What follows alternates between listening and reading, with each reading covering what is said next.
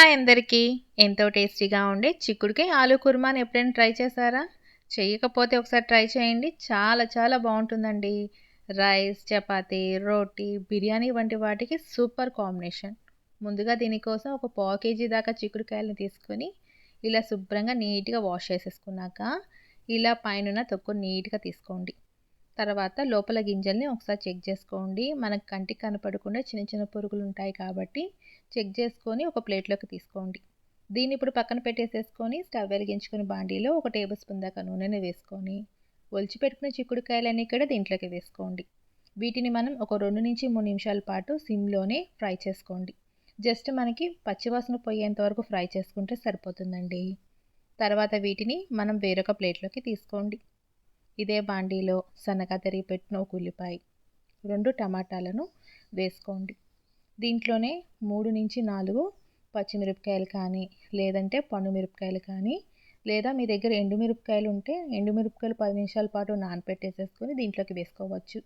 వీటన్నిటిని కూడా బాగా ఫ్రై చేసుకున్నాక, దీంట్లోనే మనం ఒక టేబుల్ స్పూన్ దాకా నువ్వులు, 5-6 జీడిపప్పు పలుకులు వేసుకోండి.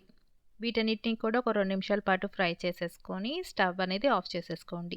ఇవి కొంచెం పూర్తిగా చల్లారిపోయాక మిక్సీ జార్లోకి వేసుకొని ఎంత వీలైతే అంత మెత్తగా గ్రైండ్ చేసుకోండి. వాటర్ ఏమీ వేసుకోవాల్సిన అవసరం లేదు. ఇదే బాండీలో ఒక టేబుల్ స్పూన్ దాకా మళ్ళీ ఆయిల్ వేసుకొని సన్నగా తరిగి పెట్టుకున్న ఒక బంగాళదుంపని వేసేసుకొని ఒక నిమిషం పాటు ఫ్రై చేసుకోండి. తర్వాత మనం ఇందాక ఫ్రై చేసి పెట్టుకున్న చిక్కుడుకాయలన్నీ కూడా దీంట్లోకి వేసుకొని, తర్వాత దీంట్లో ఒక పావు టేబుల్ స్పూన్ దాకా పసుపుని, ఒక పావు టేబుల్ స్పూన్ దాకా అల్లం వెల్లుల్లి పేస్ట్ వేసుకోండి. ఇప్పుడు వీటన్నిటిని కూడా బాగా మిక్స్ చేసేసుకొని అల్లం వెల్లుల్లి పేస్ట్ పచ్చి వాసన పోయేంత వరకు ఫ్రై చేసుకోండి. తర్వాత మిక్సీ పట్టి పెట్టుకున్న ఉల్లిపాయ పేస్ట్ని వేసేసుకొని ఒక టీ గ్లాస్నంత వాటర్ని వేసుకోండి. గ్రేవీకి తగ్గట్టు మనం వాటర్ అనేది అడ్జస్ట్ చేసేసుకోవచ్చండి.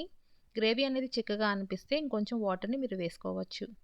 తర్వాత దీంట్లో హాఫ్ టేబుల్ స్పూన్ దాకా గరం మసాలాలని, టేస్ట్‌కి తగినంత సాల్ట్ వేసుకొని మిక్స్ చేసుకొని మూత పెట్టి ఒక 10 నిమిషాల పాటు కుక్ చేసుకోండి. సిమ్‌లో పెట్టుకొనే కుక్ చేసుకోండి. చక్కగా మనకి ఆయిల్ అంతా కూడా చక్కగా ఇలా రిలీజ్ అవుతూ ఉంటుంది. దీన్నంతా ఇలా మిక్స్ చేసేసుకొని స్టవ్ అనేది ఆఫ్ చేసేసుకోవడమే. టేస్ట్‌కి తగ్గట్టు ఉప్పు, కారం అనేది మనం అడ్జస్ట్ చేసేసుకోవడమే అండి. ఇప్పుడు మనకి సాల్ట్ అనేది కొంచెం తక్కువైంది కాబట్టి మళ్ళీ కొద్దిగా వేసేసుకొని మిక్స్ చేసేసుకోండి. ఇప్పుడు దీంట్లోనే కొత్తిమీర జల్లేసేసుకోండి, లేదంటే స్కిప్ చేసేయండి. వీటిని మనం వేడి వేడిగా సర్వ్ చేసుకుంటే చాలా చాలా బావుంటుందండి. ఈవినింగ్ టైంలో ఇలా వేడి వేడిగా కర్రీ చేసి చపాతీ కానీ, రోటీ కానీ చేయండి. లేదంటే ప్లెయిన్ బిర్యానీ చేసుకొని ఈ కాంబినేషన్‌లో తిన్నా కూడా చాలా చాలా బావుంటుంది. నచ్చితే ఒక లైక్ చేయండి.